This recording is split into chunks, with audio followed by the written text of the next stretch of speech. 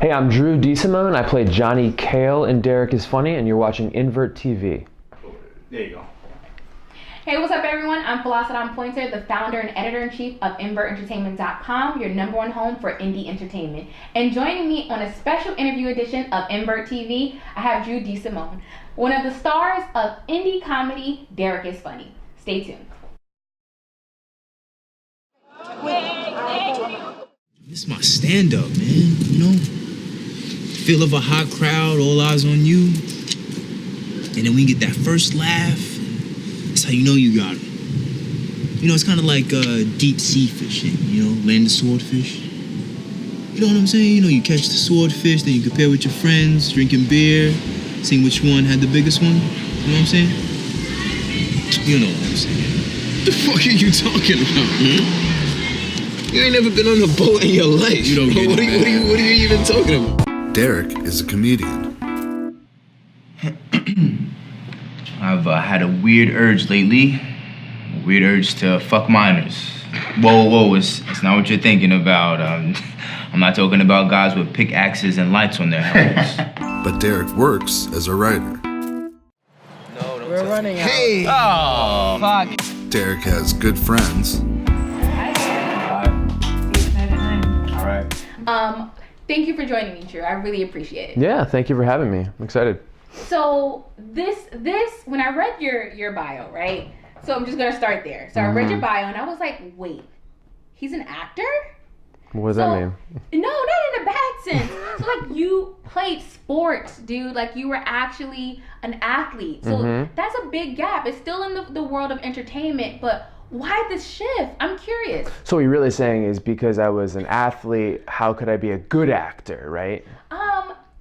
So what I'm questioning is, were you a bad athlete and you just Oh yeah, transitioned? no, I was a bad athlete. I was one of those athletes, like, you ever played sports with kids who like really loved it? You know, when like you were a kid, they was just like, there's passion about it, and you'd ask them when they're like 3 years old, with the, they had the full like Red Sox uniform on for T-ball. That's a true story, by the way. But, and your parents would ask you what you wanted to do, your friends would ask you what you wanted to do, and be like, oh, I'm gonna be a professional athlete. Why? Because I love it that much. Did I have the talent to do it? No, but like I loved it enough that I just kept playing and finding the right opportunities to train and the right coaches to play with. And then I studied abroad in Denmark my senior year of college, and I walked on to a team there and made the team. And then I got injured and realized that I had to make other plans with my life. So I moved back to the States. Yeah. So talk about that experience, transitioning from as an athlete, coming off from the injury to go into acting. What was that like?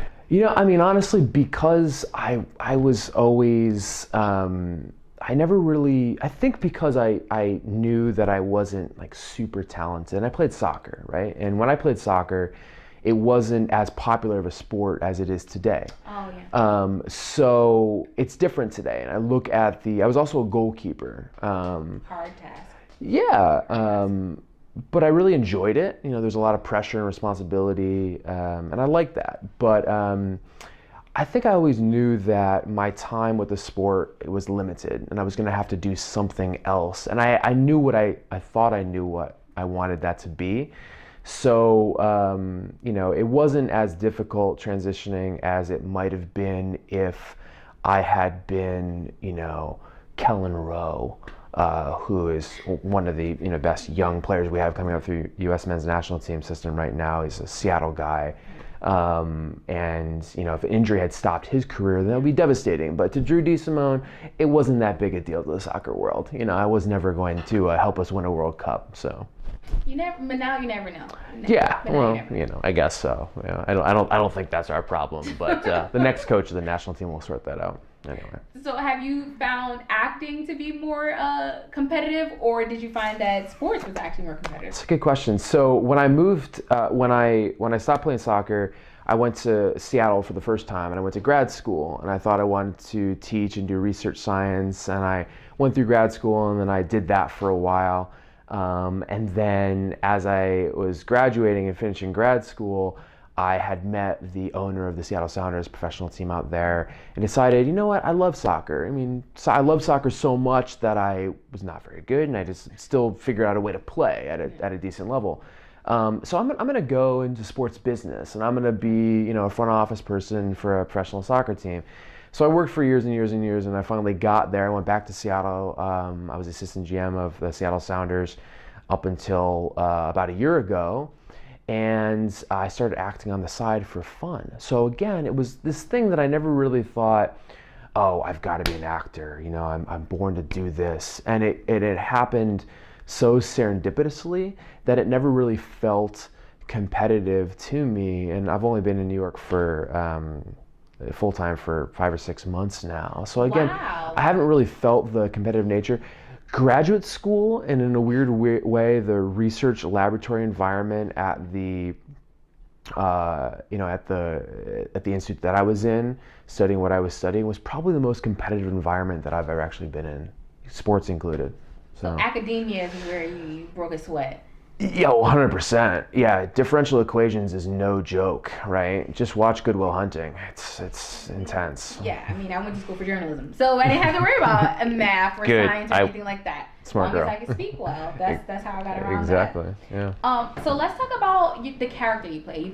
You play the star of the show that we're surrounding, of the Johnny Cale show, and he is a douche with a capital D. So we in the film, when the viewers get to check it out, immediately they hate you. First interaction, you come across the screen and you're snobbish, you're entitled, you're Thank an you. egomaniac. Thank you very much. Great Yes. compliments, you know. Yes. That's what a great actor is made of, right? So I'm hearing.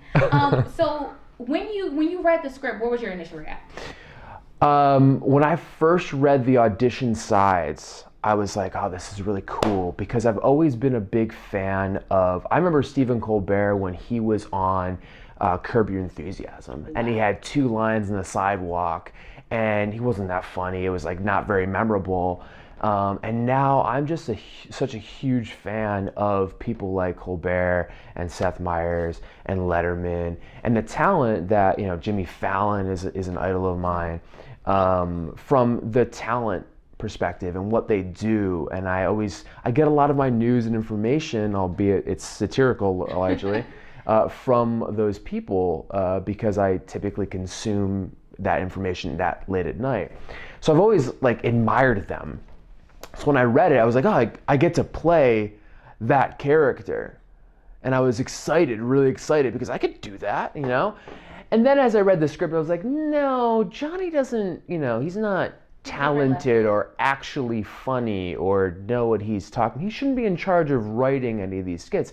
Johnny would never have been cast on Saturday Night Live, for example.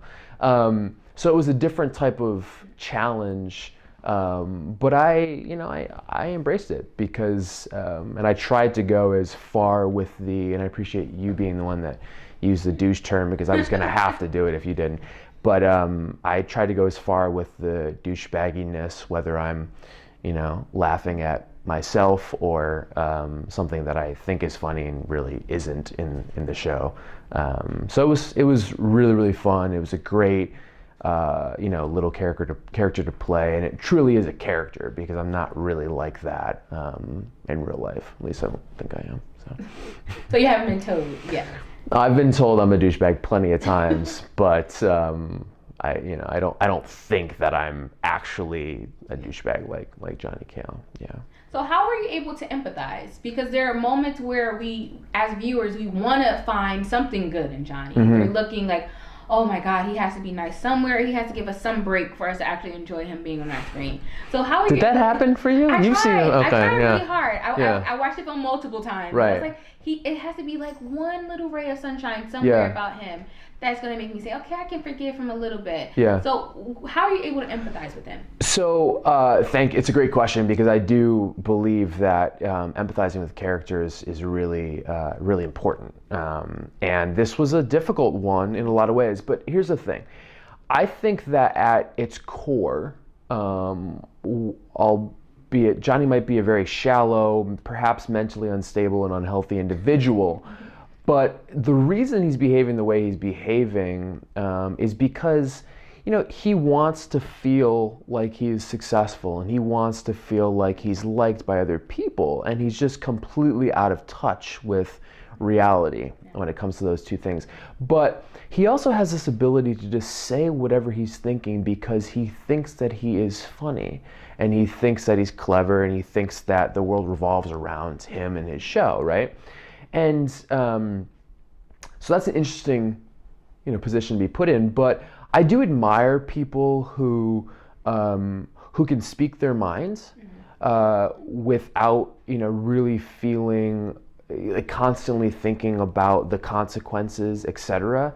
Now, I haven't ever been that type of person naturally, so I admired that part about Johnny. And when preparing and trying to empathize, what I did was I didn't think so much about the words that I was going to say. I thought about the acting choices and the behavior of someone who really believes everything that they're saying, really believes in themselves, and the writing, which is very good, really does the rest of portraying Johnny as a douchebag. Because if you look at some of the scenes, I could be doing the same exact thing but saying something completely different, and perhaps I wouldn't be such a douchebag.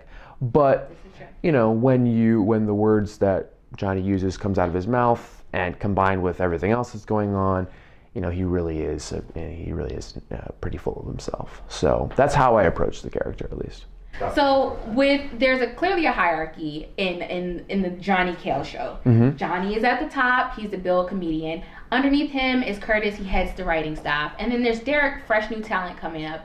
And oddly enough, you and Derek were never filmed in the same scene. Mm-hmm. And it isn't until you come across his information or his material on the internet that you actually recognize he's alive. Mm-hmm. So talk about that relationship between Johnny and Derek. Yeah, I think that there's a lot of naivete to Johnny's character, because you touched on it before. It might have been off camera, but there are things about Derek and even Curtis that Johnny probably wants to be like, right? He wants to come across, but he also probably thinks that he is.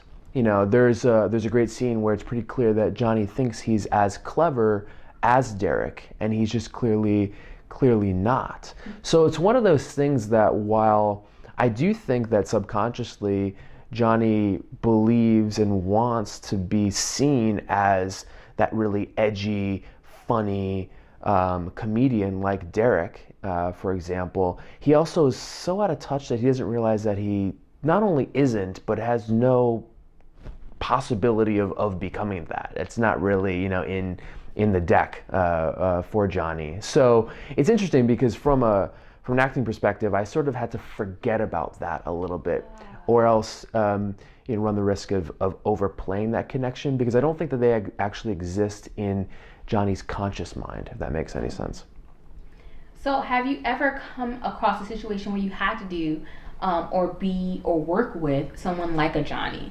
And how did you handle that?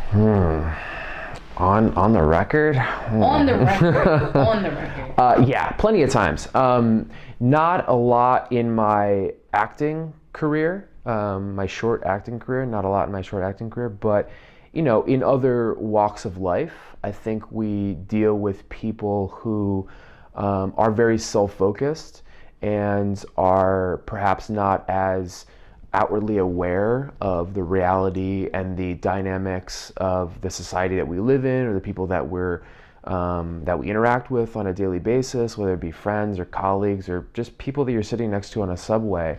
I think that we interact with people like Johnny, hopefully not to that extreme, pretty often. And I certainly have had lots of unsuccessful interactions with people like that, but I was talking to Josh off camera, and we were talking a little bit about sort of the experiences as we. Josh, who plays Curtis. Exactly. Yeah.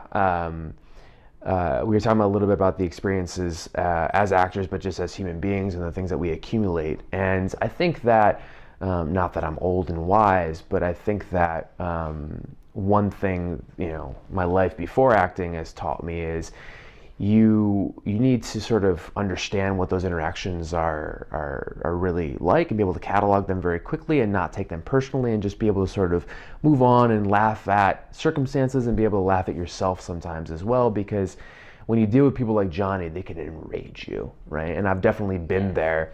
But, you know, when I deal with folks like him today, it doesn't seem to bother me as much, so. That's interesting. Because you have a sort of mature mindset going into it versus Derek, played by Duke Williams. He's over it. He's completely over it. So talk about Derek, and when you actually read that part in that relationship and that sort of tug and pull relationship that he's having internally. Yeah. What advice would you give Derek in dealing with Johnny? I mean, I spent a good 36 hours trying to convince Reed that I would be a perfect Derek. Okay, but unfortunately, Duke is way cooler than I am, and way edgier and way funnier than I am. So this is near and dear to my heart. You might make me cry, but no. I mean, I think that that character is awesome. You know, when I read the full script. I read it really quickly and I said, wow, that's good writing. I did, because, you know, I try to read as many scripts as possible, and you know, some of my favorite writers like Annie Baker, who wrote The Flick, for example, the dialogue is just really, really sharp. And I think that can be said for Derek Is Funny as well. So the idea and the character of Derek and the writing just really painted a nice, concise picture of a story that I thought was edgy and contemporary and interesting, but also applicable to a very large audience, because at its core, you know, Derek is not just about a comedian, but I hope that no matter what you're doing with your life, or whether you're an artist of any sort or you're not, you can empathize and get something from thinking about and experiencing his character. You know, and Duke does a great job because he has the look that, you know, Derek really embodies, and he brings, from my opinion, he brings a lot of the edginess and fun and quick comedy to life in ways that, you know, I certainly couldn't have. So it was really fun to watch, even though I didn't get to work directly with Duke a lot, watching the clips and dailies and you know, now the full film. It's pretty awesome. That's amazing. That's amazing advice. I'm gonna play this back for Duke to watch. No, don't do that. Well, he's already taped, but he doesn't need my advice. So. So the film is all about, Derek Is Funny is all about being authentic, being true to yourself. And as much as we hate Johnny, he's true to himself. He's 100% true to himself. You have to give it to Johnny. He's 100% always. If he's going to be a douche, he's 100% douche. He's going to give it to you full throttle. So how are you remaining true to yourself? Because your career is fairly new. You're a newbie, 6 months, you're a transplant here in New York City. Yeah. How are you remaining true? I love this. You know, not to get sappy and cliched and all that BS, but I am so excited about what I'm doing. You know, it's like, I don't know if you've experienced this, but for me, I remember the moment in the first acting class I took in Seattle. I walked into it and it was a Meisner technique class, which I don't know if you know Meisner, but Meisner has this. I had to take improv. Okay. Embarrassing as a preteen. Improv is amazing. So socially awkward. I'm socially awkward. Just throw that out there. I don't believe that, but go ahead. In real life, I'm socially awkward. Okay. But so I did have to learn about these techniques in order to be a good comedian, if you will. Yeah. Short-lived career, but much better than. And I mean, I'm not a trained comedian whatsoever, which was another reason why, you know, I've done some other comedic projects, but another reason why I was really excited to be part of this film. But you know, when I started acting, it was actually a moment about 2 hours into my first class ever that I realized that this just sort of evoked something in me that I never really fully had touched before. And I could instantaneously tell that it was really, really important to me. And it was sort of like being able to look back, you know, hindsight is 20/20, and connect some dots. But it was also such a 180-degree turn from my previous life that it was scary. But you know, my day-to-day now that I've jumped 2 feet in is fantastic. I mean, every day is like an amazing Thursday or Saturday is the best way I can describe it to you. You know, like when you're in that 9-to-5 job and you just like, you have those great Thursdays that are just closing out the week. Well, those are like amazing days for me. But every day also feels like a weekend because you sort of make your own schedule, but you have to be really diligent and hardworking and motivate yourself, because nobody else is going to make this career work for you. And that's very easy when you truly do love what you're doing. So I can say that without a doubt. Okay. 3 words to describe Derek is funny. Like very contemporary. It's edgy and it's true to life. And I know the third one's not one word, but just imagine it with dashes in between connecting. And you should go see it because Duke Williams and Josh Radford are in it. That's why I'm gonna go see it. All right, and is there anything that you're working on outside of the film that people should keep an eye out for? Sure, yeah. I'm currently in a sketch comedy show at the Producers Club. Friday, Saturday, Sunday, I'm in the late cast. I'm also about to open a new original play by Kelsey Herx called Can't You Tell at the Crane Theater. It opens on February 17th. And I'm filming 2 co-starring roles in series that are on Amazon. One's called John the Thief, where I play a really interesting role with little hints of Johnny Cale in there. And then I was just cast in the 3rd season of The Fever as well. My website is Drew DeSimone, DeSimone.com, and you can also find me on Instagram and Facebook at #1 Drew ADO. Alrighty, and there you have it, Drew DeSimone, one of the stars of the indie comedy Derek is Funny. Thank you for joining me. Thank you. Got it. You know, it's kind of like deep sea fishing, you know, land the swordfish. You know what I'm saying? You know, you catch the swordfish, then you compare with your friends, drinking beer, seeing which one had the biggest one. You know what I'm saying? You know what I'm saying. What the fuck are you talking about, man? You ain't never been on a boat in your life. You don't get what are you even talking about? Derek is a comedian. I've had a weird urge lately. A weird urge to fuck minors. Whoa, it's not what you're thinking about. I'm not talking about guys with pickaxes and lights on their helmets. But Derek works as a writer. We're running out. Hey! Oh, fuck. Derek has good friends. All right. Love you. Have a good day. And a good girlfriend. But Derek isn't happy. What do you do for a living? Like, what do you do for work? What? Like, what do you do for work? Like, what's your job? Comedian, man. Oh, no shit, you're a comedian? So, you can do that? Man, that would be sweet, but can't. Am I interrupting? No, actually, I want to run something by you. Sure. There are these subway clips going around. Have you seen them? Yeah, I have. You know, the guy on them is Derek Coleman. 27-year-old Derek Coleman. What is that? Derek Coleman. This is funny stuff, Chris, okay? We need to get on it before somebody else does. Yeah, Derek is funny, but he works for us. Don't you think that if we do something of his, it might look a little desperate?